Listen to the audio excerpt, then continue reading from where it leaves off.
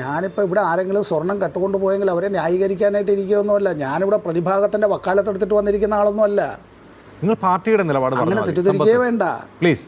ഇവിടെ ഇനി ആരായാലും ശരി തന്നെ, ഏത് ഉദ്യോഗസ്ഥനായാലും ശരി തന്നെ, അതിൽ ഇങ്ങനെ നിയമിക്കപ്പെട്ടിട്ടുള്ള ആളുകളായാലും ശരി തന്നെ, അവർ ഇക്കാര്യത്തിൽ അവരുടെ ഭാഗത്ത് നിന്ന് ചെയ്യാൻ പാടില്ലാത്തതോ നിയമവിരുദ്ധമായിട്ടോ ചട്ടവിരുദ്ധമായിട്ടോ ക്രിമിനൽ സ്വഭാവത്തോടു കൂടിയോ അല്ല, ഉത്തരവാദിത്വരാഹിത്വത്തോടു കൂടിയോ എൻ്റെ മുന്നിൽ കൂടി കടന്നു വരുന്നതായിട്ടുള്ള ഫയലുകൾ കണ്ണുമടച്ച് വിശ്വസിച്ച് ഞാനങ്ങനെ പോകേണ്ട കാര്യമില്ലല്ലോ. അഥവാ അല്ല, ആരെങ്കിലും വന്ന് അത്തരത്തിൽ ഈ കാര്യങ്ങളിൽ ഏതെങ്കിലും ഇങ്ങനെ ചെയ്യാൻ പാടില്ലാത്ത കാര്യങ്ങൾക്ക് കൂട്ടുനിൽക്കാനായി ആവശ്യപ്പെട്ടാൽ അതൊന്നും നടപ്പാകുന്ന കാര്യങ്ങളല്ല.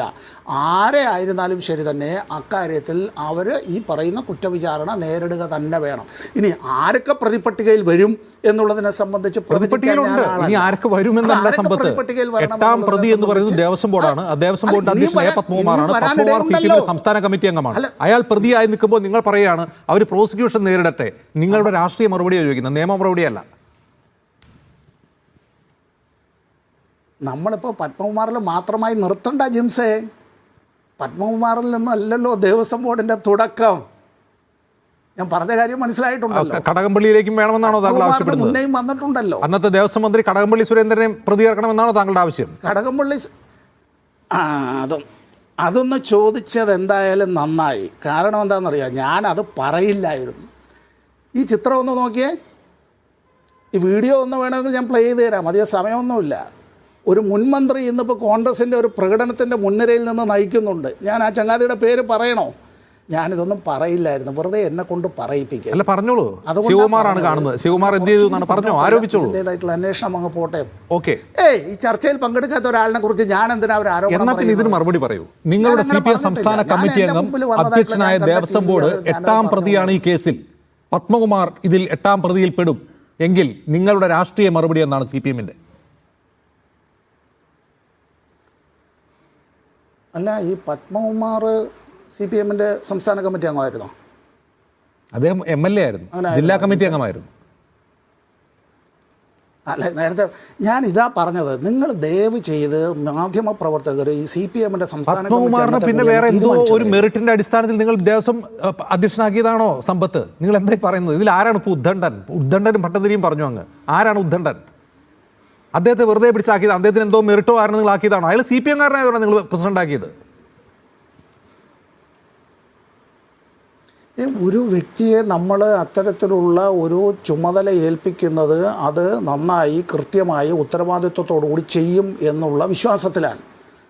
ആ വിശ്വാസരാഹിത്യം അങ്ങനെ ആരെങ്കിലും അത്തരത്തിൽ ചെയ്യാൻ പാടില്ലാത്തത് ചെയ്തിട്ടുണ്ട് എങ്കിൽ അത്തരം കാര്യങ്ങളിൽ ഉപ്പ് തിന്നവൻ വെള്ളം കുടിക്കുക തന്നെ വേണം.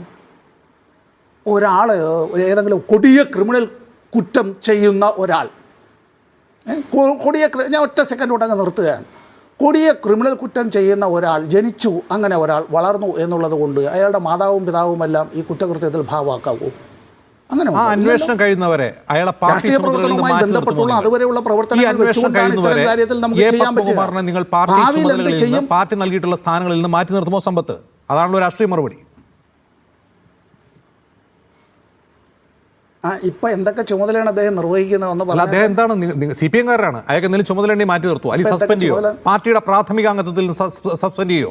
നിങ്ങൾ അന്വേഷണം കഴിഞ്ഞ് തെളിയിച്ചിട്ട് വാ എന്ന് എടുക്കാമെന്ന് പറയുന്നത് അജിംസാണ് പറഞ്ഞത്. അതാത് കാലത്ത് ഇതിനൊന്നും നമ്മൾ ഈ മുൻകൂട്ടിയുള്ള ഒരു ഹൈപ്പോത്തറ്റിക്കൽ സിറ്റുവേഷൻ എടുത്തുകൊണ്ടല്ല ഇത്തരം കാര്യങ്ങൾ ചെയ്യുക. മുൻകൂട്ടി അയാൾ പ്രതിയാണ്. ആളെ സംബന്ധിച്ച് 8ാം പ്രതി ദേവസ്വം ബോർഡാണ്. അന്നത്തെ ദേവസ്വം ബോർഡാണ് 8ാം പ്രതി. അത് ചെമ്പാണ്, അഴിച്ചുകൊണ്ടുപോകുന്ന ചെമ്പാണ് എന്ന് ഓർഡറിൽ ഒപ്പിട്ട് മിനിറ്റ്സിൽ രേഖപ്പെടുത്തി ഒപ്പിട്ട് കൊടുത്തത് ആ ദേവസ്വം ബോർഡാണ്. അദ്ദേഹത്തിന്റെ അധ്യക്ഷതയിലാണ്.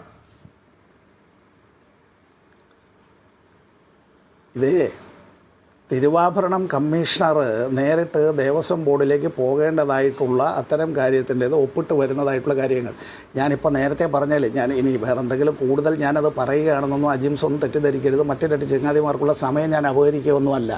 അവിടെ ഈ ഫയൽ മൂവ്മെൻറ്റുമായി ബന്ധപ്പെട്ട് അതിൻ്റെ ഒരു അത്തരത്തിലുള്ള ചില ചിട്ടവട്ടങ്ങളുണ്ട്. അത് ലംഘിച്ചുകൊണ്ട് ഇത്തരത്തിൽ വന്നിട്ടുള്ളതിനകത്ത് ഏതെങ്കിലും ദേവസ്വം ബോർഡ് പ്രസിഡൻറ്റോ അല്ല ബോർഡോ അതിൽ അമിത ഉത്സാഹം കാണിക്കുകയോ അല്ല അവർ കാണിക്കേണ്ടതായ ജാഗ്രത കാണിക്കാതിരിക്കുകയോ ചെയ്തിട്ടുണ്ട് എങ്കിൽ അത്തരം കാര്യങ്ങളെല്ലാം അവർ ലയബിൾ തന്നെയാണ്. ഈ കാലത്തെ മന്ത്രി ഓഫീസിൽ പ്രതികൾക്കെതിരെ നടപടി സ്വീകരിക്കുമെന്നുള്ളതാണ് എൻ്റെ ചോദ്യം. നിങ്ങളൊരു പാർട്ടിയാണ്, നിങ്ങൾ പാർട്ടി പ്രാതിനിധ്യം കൊണ്ടാണ് അയാളെ അധ്യക്ഷനാക്കിയത്. അയാൾ ഇപ്പോൾ പ്രതിയാണ്, അയാൾ അന്വേഷണം നേരിടുകയാണ്, അയാൾക്ക് നോട്ടീസ് കൊടുത്തിട്ടുണ്ട്. ആ നോട്ടീസ് കൊടുക്കുന്ന വേളയിൽ നിങ്ങൾ കുറച്ച് മാറി നിൽക്കൂ, നിങ്ങൾ നിരപരാധിത്വം തെളിയിച്ചിട്ട് വരൂ എന്ന് പറയുമോ? കാരണം അയാൾ ഈ അന്വേഷിക്കുന്ന അധികാരമുള്ള പാർട്ടിയുടെ കൂടെയാണ്, അയാൾ ഈ സർക്കാരിൻ്റെ ആളാണ്. നിങ്ങൾ മാറി നിൽക്കൂ, ഞങ്ങളുടെ അധികാരത്തിൻ്റെ സംരക്ഷണം നിങ്ങൾക്ക് തൽക്കാലമില്ല എന്ന് പറയാനുള്ള ആർജവമുണ്ടോ CPM-ന്? CPM ഇവിടെ അധികാരത്തിൻ്റെ സംരക്ഷണം ഒരു പ്രതികൾക്കും നൽകുന്നില്ല.